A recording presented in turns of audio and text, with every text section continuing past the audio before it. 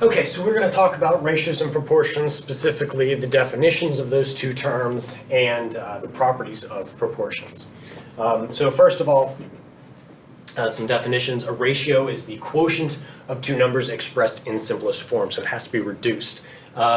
Any of these forms are ratios, either 2 to 3 or spelled out 2 to 3 or the colon in between 2 to 3.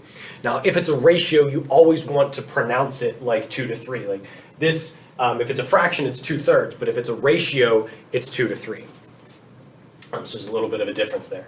But, I mean, ratios and fractions are very similar. Generally, if you're dealing with a fraction, not generally, if you're dealing with a fraction, any fraction is called a rational number. And there's probably either one's the root of the other, but a ratio and a rational number are very similar as far as the words are concerned. Now, any ratio can be expressed looking like a fraction, x over y, as long as y is not 0. Now, that sort of makes sense. It's obvious to me. It might not be obvious to you, but that's fine. As long as the denominator is not 0, because you can never divide by 0. So that's all they're saying is that don't do that. Don't divide by 0. Now, this ratio 2 to 3 could be something as simple as if I have a line segment here that has a length of 2, and I have a line segment here that has a length of 3. The ratio of the lengths of these lines is 2 to 3. And that's what ratios are. It expresses two things in ratio to one another. So a proportion is an equation stating two ratios are equal.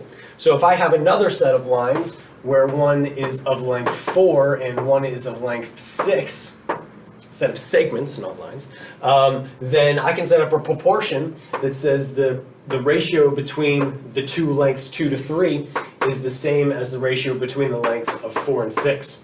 That is a proportion. A proportion is saying that two ratios are equal. So it would be something like A is to B as C is to D. And that's how that's pronounced. A is to B as C is to D. Same as like 2 is to 3 as 4 is to 6. A is to B as C is to D. They are the same ratios. So here are some properties. Now all of these properties are just products of some algebra. So we're going to start off with this proportion that A is to B as C is to D. Now to get there, to get these four, what we can say is that if this A is to B as C is to D, A is to B as C is to D, what we could do if we multiplied this side by B and multiplied this side by B, these cancel out. And if we multiply this side by D and this side by D, these cancel out. So we're left with A times D equals C times B, or B times C. So that's this product, or this property, is simply by multiplying each side by its denominator. And you might be more familiar with calling that the cross product, but I don't like using that because a lot of people start confusing the cross product and trying to use it all the time. So this is the only case when you would use the cross product is when you're talking about proportions, where you would multiply each side by the denominator. In which case you just get A times D equals C times B. It's a cross product, but that's what that is. This other one, A is to C as B is to D, it's a similar to the cross product, but a little different. Instead, it's just reading across. We won't go over the algebra right now, but just know that it's a thing that A is to C as B is to D. It's just reading across. That works too. That will always be true. We can also say that B is to A as D is to C. You can take the reciprocal of both sides, and it's still true.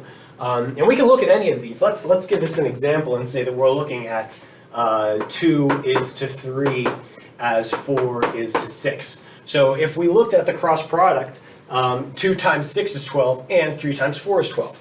That's a true statement.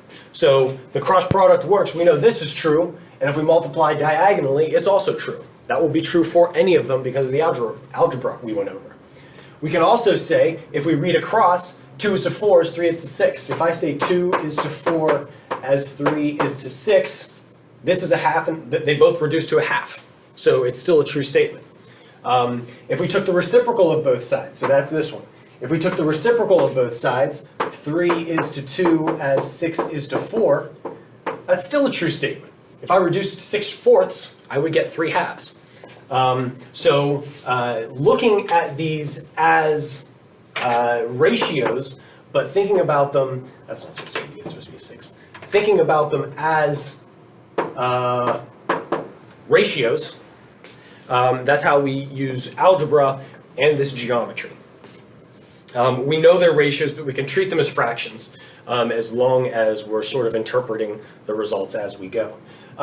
This last one would take a bit more algebra, but let's just keep with our example and say that if we're looking at a plus b over b is c plus d over d, this would be saying 2 plus 3 over 3 equals 4 plus 6 over 6, which, simplifying that, we get 5/3 equals 10/6. And if we reduce 10/6, that's the same as 5/3. So this property also works, and it will always work. And lastly, one that's a little less popular, but still true, is that the sum, if I have a whole bunch of ratios that are equal to each other, I can add up all the numerators and add up all the denominators, and it will be equal to any one of the ratios over here. So if I have a really long proportion that A is to B, is C is to D, is E is to F, G is to H, I is to J, as many as I want. Now, notice this does break the addition of fraction rules. Normally when we add fractions together, we have to have them have the same denominator. This is not the case in proportions, where if I just have a list of ratios that are all equal, I can just add all the numerators together and add all the denominators together, and that resulting ratio will be equal to any of the original ratios, which is a pretty neat property, I think. Anyway, that's the properties, that's the definitions, know them for class. There you go.